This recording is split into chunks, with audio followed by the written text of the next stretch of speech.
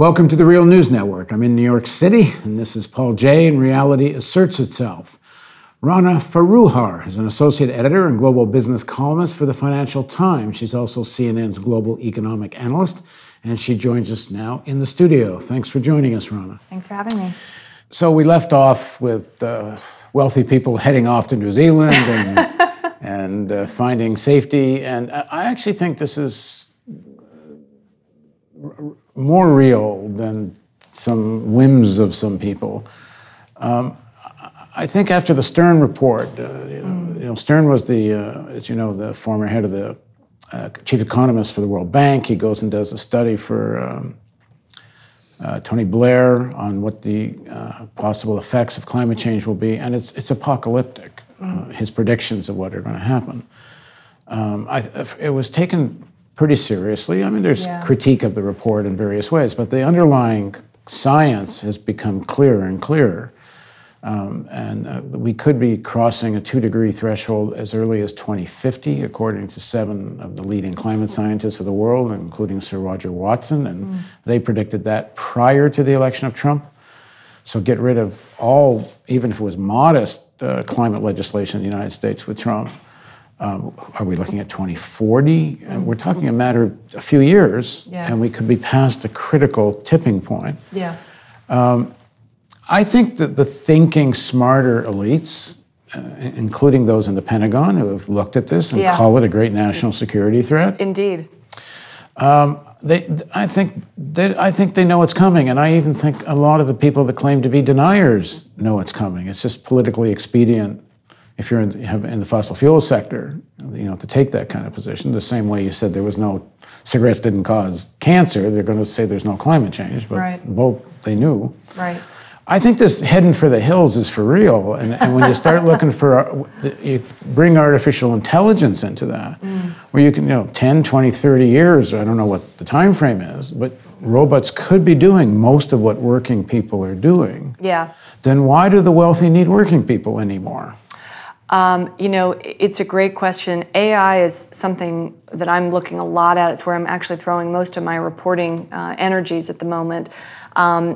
In some ways, I think that the crisis of the big FANG companies, Facebook, Apple, Netflix, Google, that we've seen in the last few months around election manipulating, is in fact the tip of the iceberg of a much larger crisis in the digital economy, where you do have AI moving forward. I mean, just recently, Google AlphaGo was able to learn the entire history of human chess in 1,500 years of human chess history in a couple of hours, and then start besting human players. And in fact, after a certain period of playing with grandmasters, it decided to stop playing with the humans and start playing only machine against machine. It was getting bored. It was getting bored and learning faster the other way. So the AI stuff is real. And if you think about, we've been talking a lot about capital and the power of capital. But if you think about what powers the digital economy, data is the new oil, right? That's a phrase that I've used and is becoming a catchphrase. If you think about what the two paradigms are now for who's going to rule that economy, you've got on the one hand laissez-faire U.S., where these large tech companies are relatively unfettered economically. They have great monopoly power.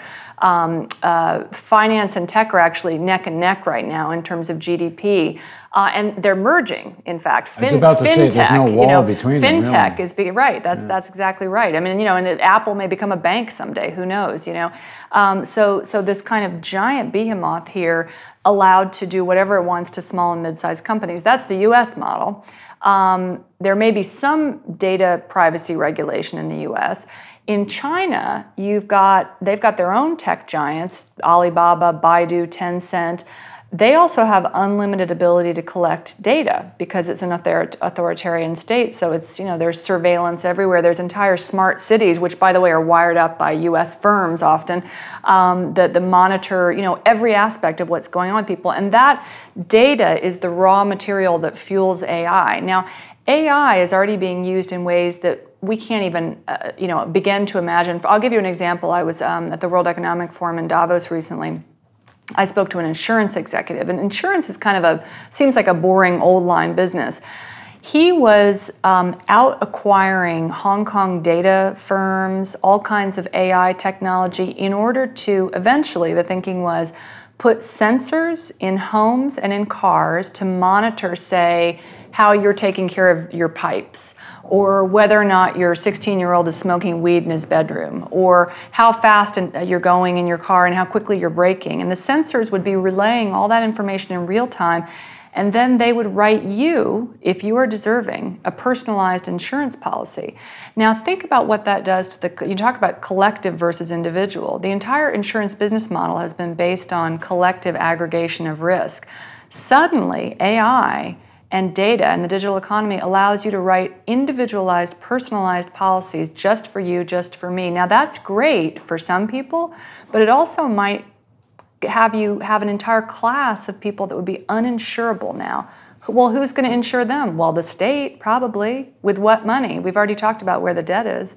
So it just starts to snowball a lot of these problems that we've already been discussing. It is so nuts because all the data mining is all based on being able to sell stuff to people. That's right.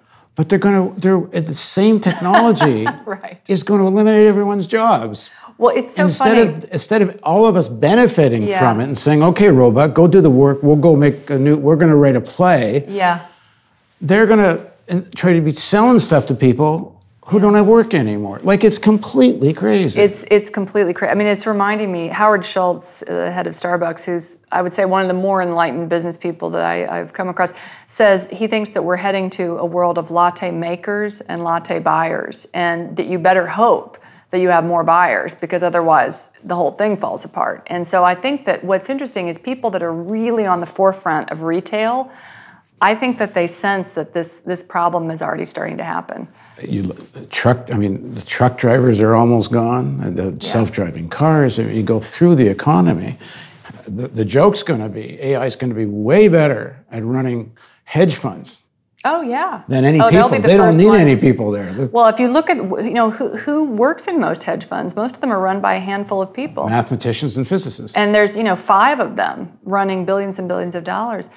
Yeah. I think AI has another potential. And it's already shown itself, is that I think now there actually is the potential for a planned economy. I think the idea of having a planned economy in the 1930s was kind of nuts. Yeah.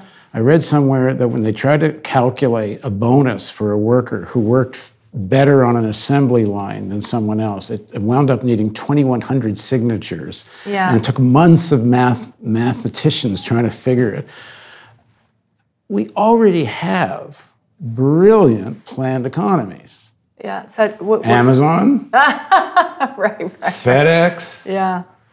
Walmart. Yeah. Like, they're internally brilliant. And the more AI develops, the more brilliant they're going to get. Yeah. The problem is they're owned by people who would rather do stock buybacks. That's interesting. Than do something productive for the society. I don't know, Paul, you might have a revolutionary idea there. It's a very interesting point. I've been talking a lot to the French about this topic. There's a lot of action right now in Europe, and I would encourage your viewers to look at Europe in the next couple of years and how Europe starts to put a regulatory framework and a policy framework around the digital economy, because I think Europeans are looking and saying, okay, we don't want the authoritarian surveillance state of China, but we also don't agree with the kind of anything goes values, corporate capitalism of the US. What are our values, and how can we preserve an economy that can grow and prosper? And one thing I'm hearing a lot about from the French, for example, who have great data scientists and who have a very rich startup ecosystem, but have been crushed often by the Googles and the Facebooks, I'm hearing talk about data trusts, where there could be some public oversight of personal data in such a way that corporations that want to access that would then be monitored, they would be supervised, and that some of that wealth that lives in IP, because almost all wealth lives in data and IP now, that could be monetized not just by the state but by individuals. And there's the possibility, I don't want to be too sci-fi here, I'm no technologist, but things like blockchain, I mean, they don't necessarily have to be used for speculative currencies like Bitcoin. They could be used to create, as they are in India, digital identities that could allow individuals to potentially monetize I think that's actually their data. One of the most important points of your book is the way capitalism, that in its earlier days was completely revolutionary and innovative and in every sphere of science and so on, that finance is the obstruction to innovation and creativity. And nothing better than the digital revolution. Like what is possible now is being so held back, and it's not by the financialization and the way stuff is owned in this sector, because they are all totally in bed with financialization. But I guess where I'd go with it is I don't see how it can be otherwise without a much more major role to a public sector. I think so. Otherwise, and that's how do you solve it? I would agree with you, and I think that's why you're going to see Europe taking the lead, because I don't actually think, okay, we're not going to see any regulation around either finance or big tech unless the Democrats take Congress in the midterms. Even if the Democrats were to take Congress, you still have an existential split within the party between the more financialized, Chuck Schumer saying he wants self-regulation of big tech, and the more Elizabeth Warren, Bernie Sanders wing of the party. And there's a war going on in the party right now. And there's a war going on about this, and it's unclear who's going to win. Let's end with a quote from Rana's book, Makers and Takers: How Wall Street Destroyed Main Street. Even if we don't understand the particulars of Wall Street, we all know on some gut level that the current system isn't working.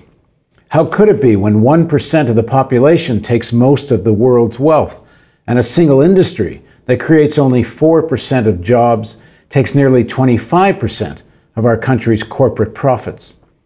I think we need to develop a new and more accurate story about the role finance plays in our economy.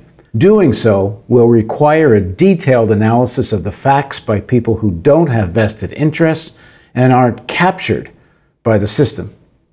I hope we do this again. Okay, thank you. And thanks very much for joining us. And thank you for joining us on Reality Asserts Itself on the Real News Network.